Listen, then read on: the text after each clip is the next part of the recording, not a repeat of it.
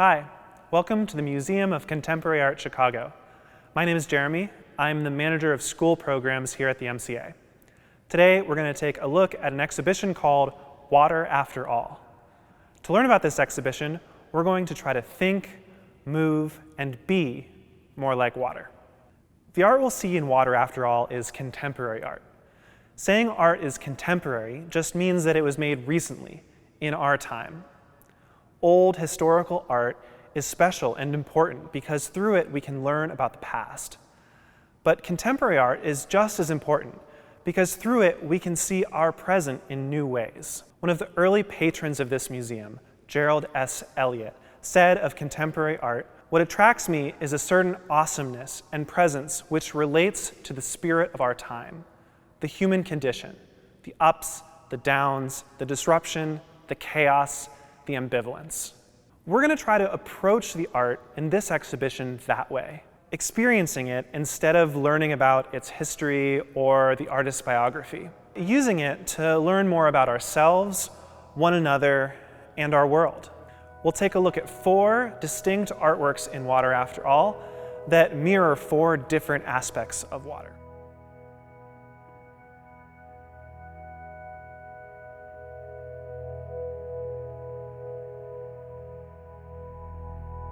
Take a look at Catherine Opie's photographs of Lake Michigan. These photographs depict the atmosphere around the lake during the 4 seasons. Each one is a different season. Look at this photograph. Can you tell which season it depicts? Is it fall, summer, winter, or spring? How would you even tell? Are there clues in the photograph that can tell you when this was shot? Now look at this photograph. How is it different? Can you tell which season it is? Are there certain cloud formations or weather characteristics that tell you something about which season this photograph depicts? Clouds have different moods just like people do. They can be stormy or fluffy or wispy or dark.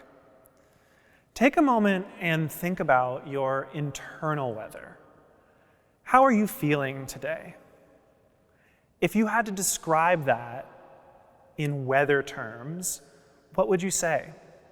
Are you feeling bright and sunny? Or are you feeling like a crashing storm?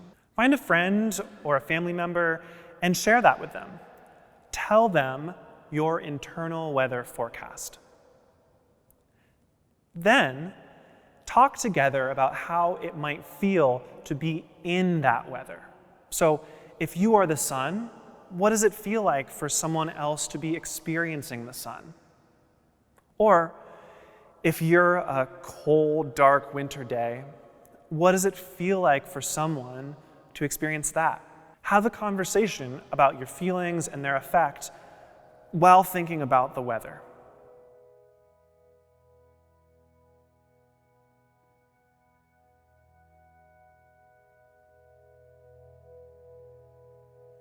Take a look at Lynn Davis photographs of icebergs. Icebergs are fragile and temporary fragments of monumental and timeless glaciers. What stands out to you about these photographs? What would it be like to be in the same place as these icebergs? Can you smell the air? Can you feel it? Try to really put yourself in the atmosphere with these things. Take a look at this photo. Soften your gaze and become mindful of your breath. Feel it as it comes in through your nose, down your throat, and moves through your body. Imagine each breath slowly turning you to ice. Feel the ice move from your lungs down toward your knees, and up toward your shoulders. Allow that cool, freezing breath to radiate out the rest of your body. When that freezing layer hits your eyes, gently allow them to fall closed. Can you imagine being a glacier? They are massive, the result of snow compressing slowly over centuries. Breathe for 10 full, deep breaths, knowing that your body contains glaciers. The water that is now you was once part of an immense plate of ice, carving and shaping the earth.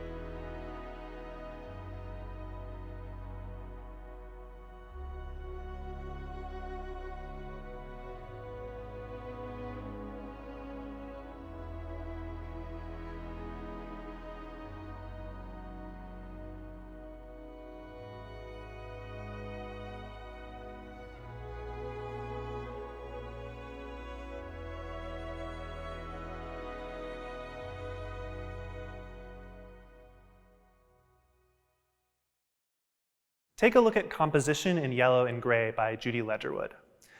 Oceans are grand and terrifying, majestic and overwhelming. Looking at this painting can make you feel like you're caught in the sea itself. When you're on land, you have a mooring, a place to set up. On the ocean, you drift and wander with the waves wherever they carry you. As we look at this painting together, let's try to lean into that a little bit. Allow the shapes and lines in this painting to carry your gaze throughout it. Move your body and try to really feel where the painting takes you. How does it feel when you're moving through the rougher parts?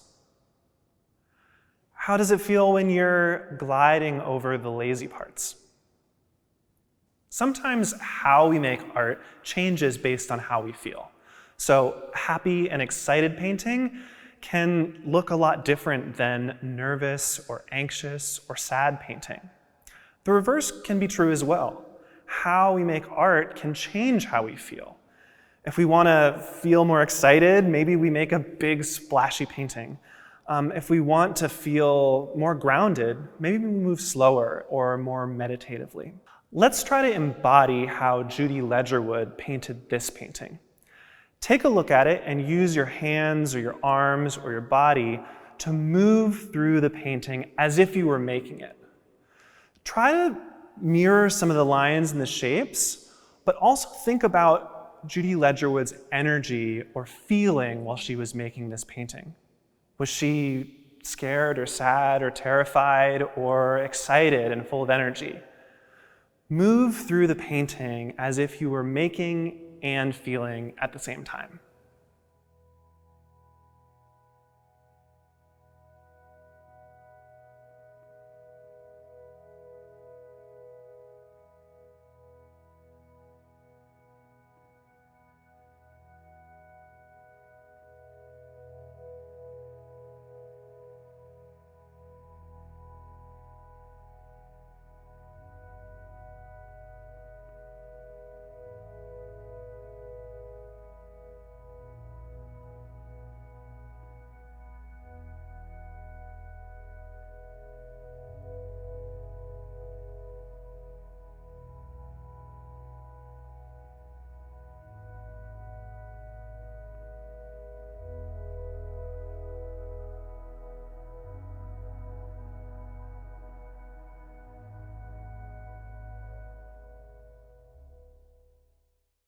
We're going to try to do the same thing, this time with a pen or a marker and some paper. So grab your favorite drawing tool, grab a piece of paper, and start making marks and lines.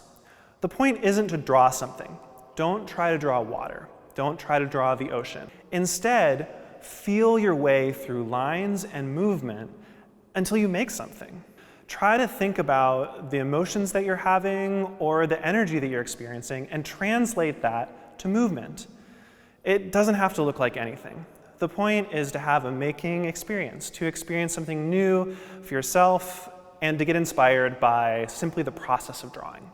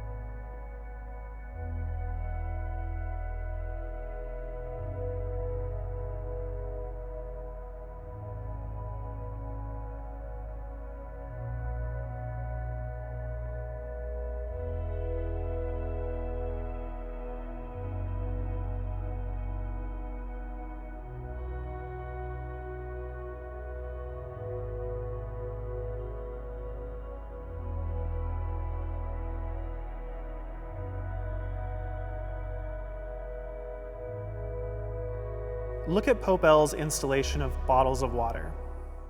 These bottles contain water poisoned by bad pipes in Flint, Michigan. It looks clean, but it's not. Some people can't reliably get access to clean water from the faucets in their home. Human actions, inaction, and infrastructure often pollute the water, making it dangerous. However, by the time water enters our bodies, it has usually been cleaned, bottled, and purified. Looking closely at these bottles, do they look ordinary, like something you'd find in the grocery store? Or is there anything strange? How would you know if it was unhealthy? Have you always had access to reliable, clean water? Imagine what life would be like if you didn't, or remember a time when you didn't. Free write for a few minutes about that scenario. Free writing is when you let your mind wander. It's not about creating a wonderful masterwork. It's about getting all your thoughts on paper. Imagine a day in your life without any water. What would it be like? Write for 10 minutes.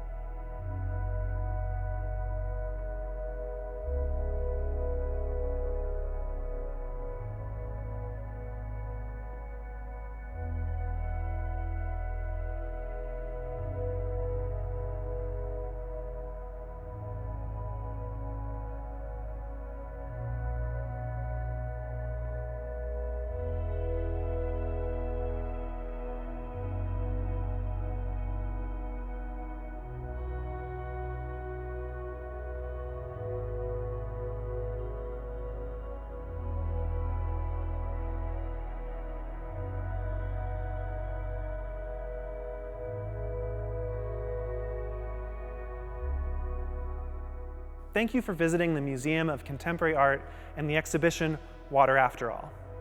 The MCA is always free for people 18 and under, students, and teachers. If you'd like to learn more about the exhibitions or see some resources for learning, please visit mcachicago.org/learn.